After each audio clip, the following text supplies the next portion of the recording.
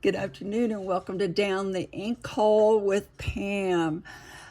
This last year has been quite an adventure, and as I'm going into 2025, I'm going to say that I have been visited by the ghost of pens unused. Kind of like, well, I'm not a Scrooge. This is something I have thoroughly enjoyed. Last March, I ventured into this hobby / investment by ordering some inks from Birmingham Pen Company. I didn't really know what I was doing, but they intrigued me. I love color. I love watercolor. I love everything color. So I purchased some inks from Birmingham Pen Company and was just really enamored with those inks. This is a lot of the inks I have now, but did not have at the time. And so in doing so, I wanted to also take a look at pens and see what was available. Now, when I grew up with fountain pens. I had a fifth grade teacher that taught us diligently how to write in cursive. And at the time, we used fountain pens. You had to be in fifth grade before you were allowed to use a pen. Up until that time, we used pencils. And then we did use fountain pens. And so I had intensive instructions on fountain pens. So I have fond memories of fountain pens. So I think in that regard, when I bought that ink, I was like, oh, I want to revisit fountain pens. And boy, did I. 2024 could be called the year of the big buy. Look at this. Pens. These are all clean and empty. These are not my pens that are currently inked. One case. Then I needed a bigger case. Another set on this side. And some more on this side. These are all uninked pens. Cleaned. Waiting to be used. So you can see I had a good time this past year. And then I have more. I actually have more pens that are currently inked that are not in this case. The cases only hold those that are empty right now. So what in the world was I doing? One of the pens that I purchased, and actually kind of on I just was getting into this. Didn't really know what I was doing. But one of the pens that I have taken out of this case that I'm going to talk about today, under the heading of what in the world was I doing and why haven't I used this pen? This is a pen that the color is black with a matte brushed finish. It has, I discovered when I took it out of the pen case and began to study it further, that it does have a stainless steel 14 karat gold nib. It's a hooded nib and it's piston filled. It's an award-winning pen as far as fountain pen for design in 1965, and it still holds that distinction to today. It's reviewed by some as the best fountain pen ever made. You may already have guessed, if you're a fountain pen user, what I'm talking about. That is the Lamy 2000. Now, why in the world would I buy this and have it sitting unused? Look at that nice clip. It says Lamy on the clip there. I don't know if you can see that. No, I don't know if that's visible or not. It's hard to see, but it's right there. It says Lamy. Clip is so functional. The lid snaps on, snap off, snap on. It's piston filled. There's this hooded nib that it's so well known for. Sleek design, ink window, so you can tell when you're out of ink. So why in the world did I try this and put it away? Well, let me tell you, I didn't know what I was doing. For first and foremost, this is not an inexpensive pen. This is depends on when you buy it and if you can get it on sale. I think I probably purchased it a little bit under $200, which for me was actually a lot at the time because I was just getting into fountain pens, and most of the pens that I had been purchasing, were on Amazon like $8, $8.50, maybe $19, $20. So this was a jump. But I didn't know what I was doing. The first thing I did wrong was I tried to open it like I would a regular pen that had a cartridge converter. So I took off this nib. I'm not going to do it now because I'm not going to make the same mistake. So I undid the nib. I realized there was no cartridge converter. So I put the nib back on. Then I found, where in the world do I turn it? Because of the design, it is so sleek, you barely can see it, but it's right here at the end. You see that opening there? So you open it all the way, then you put it in your ink, close it up, and it refills your pen. Well, not knowing what I was doing, when I put this back on, I didn't have it tight. So when I tried to do the piston filling mechanism, I had ink going everywhere, coming out of here. And I kept thinking, why isn't this pen working? Why isn't this pen working? Why can't I fill this pen? And in my frustration, I realized that this was closed, not closed. I did close it, tried again, but in my frustration, I used it briefly, very, very briefly, cleaned it out and put it away, and I have not picked it up again. So now that I have been purchasing pens and learning about fountain pens more through this year of 2024, as evidence from my pen cases, I went to revisit this pen and thought, why am I not using it? So I made sure it was thoroughly cleaned, which it is now, and we're going to go again.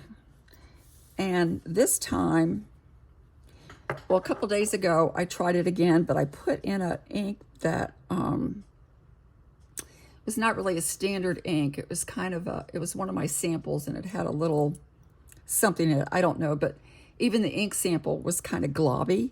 When I filled it, it kind of left like little blobs of not just drips, but congealed something. So I got that out of this pen because that obviously didn't do this fine pen any favors. So I am going to go back to my original thing that got me into all of this fountain pen business to begin with. And that is my ink from Birmingham Pen Company, a very reliable ink. They're handmade. It's a family business, mother and her two sons in Pennsylvania, and they make their own inks. Let me see if I can open this. All right. Okay, there it goes. Hasn't been open for a while. They make their own inks and also pens, and it's a very reliable ink. They do have some that are shimmers and sheens, but I want to try just a kind of a standard trustworthy ink in this that's not going to glob this up like I have done previously, is why I put it up and got frustrated. So the breather hole is back here, and as you can see, it's a hooded nib, so the ink comes in here. It does have an ink window, and it is piston filled, which means I can just put this in here, close this up,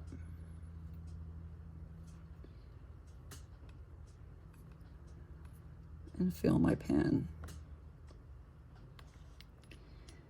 I'm going to let it kind of sit a minute on either side. Let some of that excess ink come off. I do have some rags here that I can use to clean off. this pretty pen. And clean off my nib a little bit. Kind of got blue there. All right, let me look at my ink window. And it looks as though I have a nice fill. So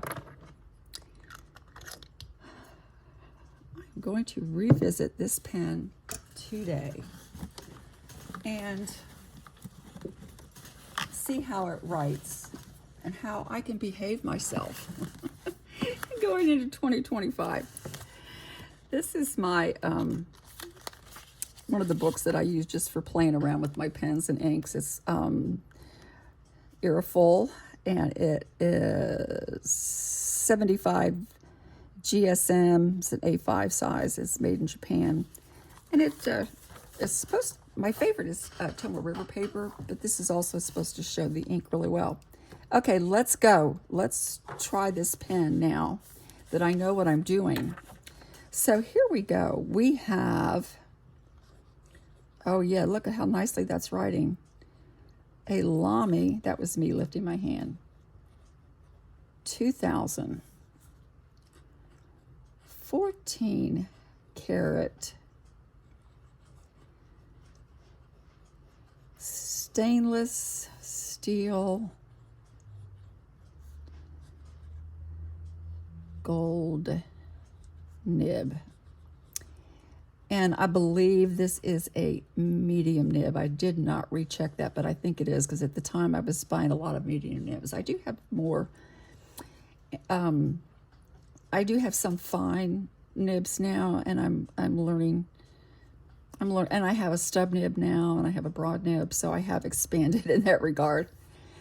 But look how beautifully this writes with the proper ink and proper usage from the owner. So what I'm going to do this year, because I have so many pens that I have purchased in 2024, I'm going to revisit some of these unused pens that have been cleaned and put away like a forgotten toy box. It's like the like Toy Story. The pens were played with and then they were put away. But I'm going to use this long enough to appreciate it. I mean, it gets such good reviews. It's said that if it has one of the downsides that I've heard is that you have to find the sweet spot when you're writing. But I don't seem to have a trouble with that. It's comfortable to hold. I don't hold my pens down here because my 5th grade teacher told me that that's not what you do. You hold up about an inch and you let the pen rest on your middle finger, and then these two are kind of like pinchers to guide it. So that's what I learned. And so I'm liking this now. And I am going to go back and find some of the other little lost treasures that are in my pen case that have been ignored, and take those out and actually get to know the pen, getting to know you. Use it for more than just a couple days and get frustrated and put it away for naught. So there is my first pen that I'm going to show you for 2025 that's coming back into use, purchased, forgotten, and put away, but revisited by the ghost of unused pens from 2024. And I have a feeling that there's going to be many more because I purchase pens like crazy. I must put a disclaimer here that I do not have debt, and so I don't have credit cards. So all of these pens were purchased. And I didn't go into debt for any of these numerous pens, but I did really get a little out of hand in my constant purchasing habit or addiction. Thanks for watching me. Have a happy new year. And go look and find something that you may have, a treasure that you are overlooking. It might even be yourself. Find it, learn about it, appreciate it, and go into 2025 appreciating what you have and making use of all that you have. Thank you. Bye.